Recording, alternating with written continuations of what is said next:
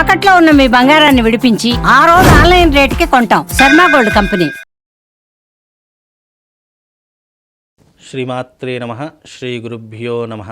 జ్ఞానినాంనపి చేతాంసి దేవీ భగవతీ హిసా బలాయ కృష్యమోహాయ మహామాయా ప్రయశ్చతి.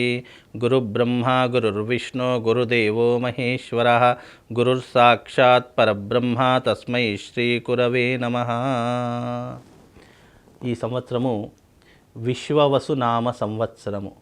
ఈ సంవత్సరంలో గోచార ఫలితాలు ఎలా ఉన్నాయి, రాబోయేటటువంటి ఈ విశ్వవసునామ సంవత్సరంలో ప్రతి ఒక్కరి యొక్క గోచార ఫలితాలు, వాళ్ళ యొక్క రాసుల యొక్క వివరాలు ఏ రకంగా ఉంటున్నాయి, లాభ నష్టాలేంటి, సుఖదుఖాలేంటి, అదృష్ట యోగాలేంటి, మీ జాతకంలో గోచార ఫలితాలు అనేటటువంటి ప్రభావాలు ఏ రకంగా మీ మీద ఇంపాక్ట్ చూపిస్తున్నాయి అనేటటువంటి అన్ని విషయాలు ఈ రోజున మనం తెలుసుకుందాము. ఎందుకంటే ప్రతి సంవత్సరము ఉగాది రోజున మనకేంటి అంటే గురువు యొక్క గ్రహము, శనిగ్రహము యొక్క ప్రభావము, తీవ్రమైనటువంటి ప్రభావం మనిషి మీద పడేటటువంటి లక్షణాలు ఎక్కువగా ఉంటూ ఉంటాయి. కనుక ఈ సంవత్సరము గురువు మరియు శని రెండు గ్రహాల యొక్క మార్పు జరుగుతూ ఉంటుంది. కనుక ఈ సంవత్సరము 13వ తారీఖు 5వ నెల 2025వ తారీఖు రోజున గురువు మిథునంలోకి, అలాగే ఈ యొక్క 29వ తారీఖు రోజున శని మీనంలోకి అడుగు పెట్టేటటువంటి సమయం. కనుక ఈ యొక్క ద్వాదశ రాశులలో ఏ ఒక్క గ్రహం మార్పు చెందినా కూడా దాని యొక్క ప్రభావం ద్వాదశ రాశులు 12 రాశుల మీద ప్రభావం అనేటటువంటిది సూచిస్తూ ఉంటుంది.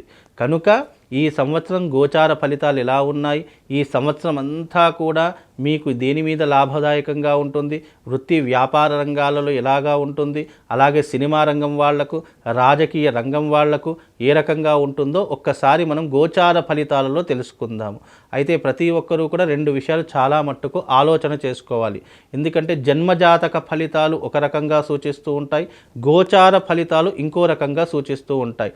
జన్మజాతక ఫలితాలు వ్యక్తిగత జాతకాన్ని బట్టి నిర్దేశించడం జరుగుతూ ఉంటుంది.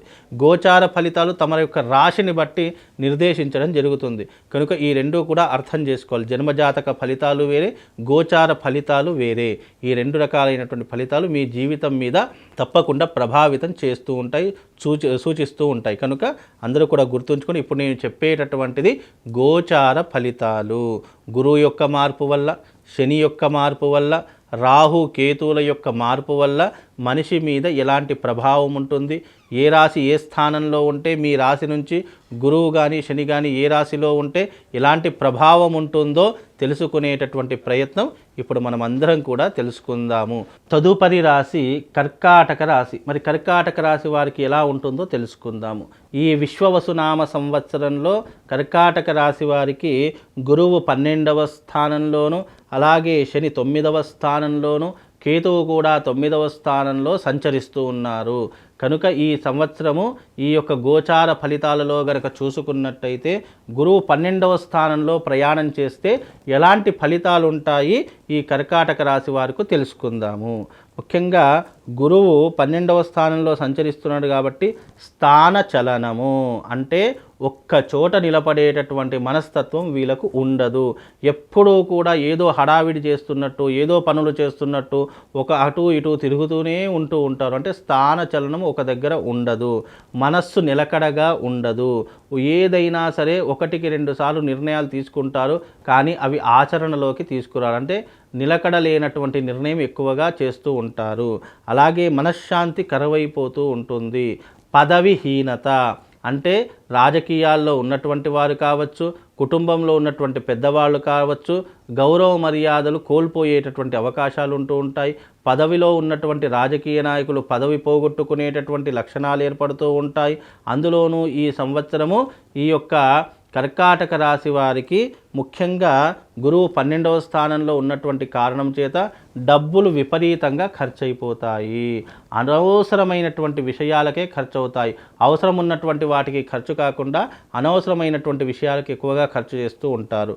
అలాగే ముఖ్యంగా స్త్రీ చలనము, వ్యయము ఇవన్నీ కూడా ఎక్కువగా జరుగుతాయి. అంటే స్త్రీ వల్ల డబ్బులు ఎక్కువగా ఖర్చు అయిపోవడము, అలాగే మనము అనుకోనటువంటి ప్రయాణాలు చేయడం ద్వారా డబ్బులు విపరీతంగా ఖర్చు అవ్వడము, చేసే వృత్తి వ్యాపారాదులలో చిక్కులు చికాకులు ఏర్పడము, ఇవే ఎక్కువగా జరుగుతాయి గురువు 12వ స్థానంలో సంచరించేటటువంటి కారణం చేత.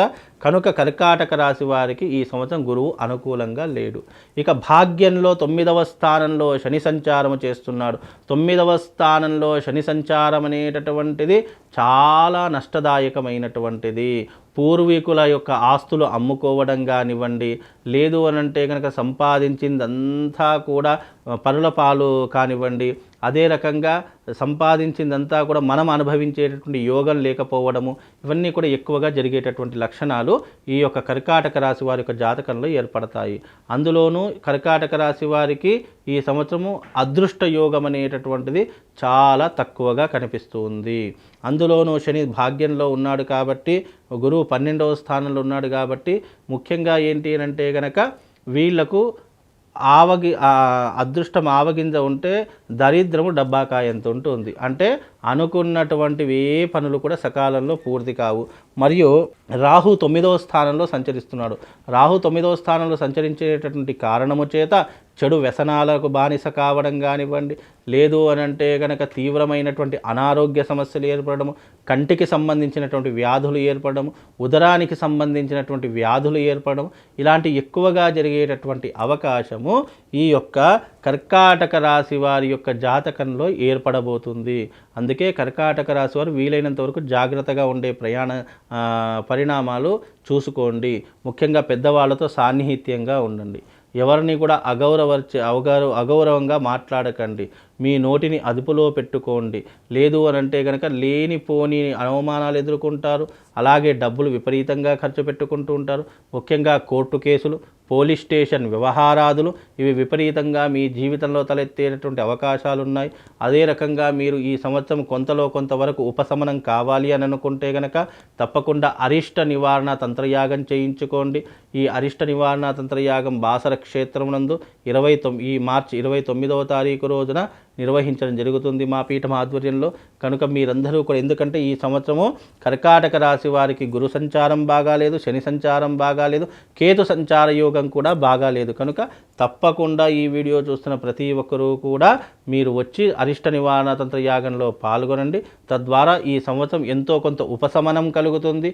భార్యాభర్తల మధ్య కానివ్వండి, కుటుంబ వ్యవహారాదుల మధ్య కానివ్వండి, లేదా అంటే ఈ యొక్క వృత్తి వ్యాపారాదుల మధ్య ఆర్థిక పరమైనటువంటి ఫైనాన్స్ రంగంలో కానివ్వండి కొంతవరకు ఉపశమనం కలిగేటటువంటి అవకాశము దీని ద్వారా ఏర్పడుతుంది. వచ్చిన ప్రతి ఒక్కరికి కూడా ఒక శివశక్తి స్ఫటిక లింగం ఇస్తాము యాగంలో పాల్గొన్న ప్రతి ఒక్కరికి కూడా. కాబట్టి ఈ సంవత్సరం బాసర క్షేత్రంలో గోదావరి ఒడ్డున జరిగేటటువంటి ఈ కార్యక్రమంలో పాల్గొనండి.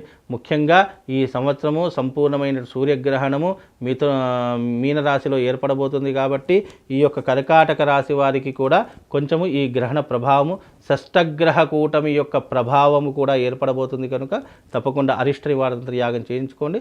దాని ద్వారా శుభం లాభం కలిగి కొంతవరకు ఉపశమనం అనేటటువంటిది కలుగుతుంది. ఇది కర్కాటక రాశి వారి యొక్క గోచార ఫలితాలు.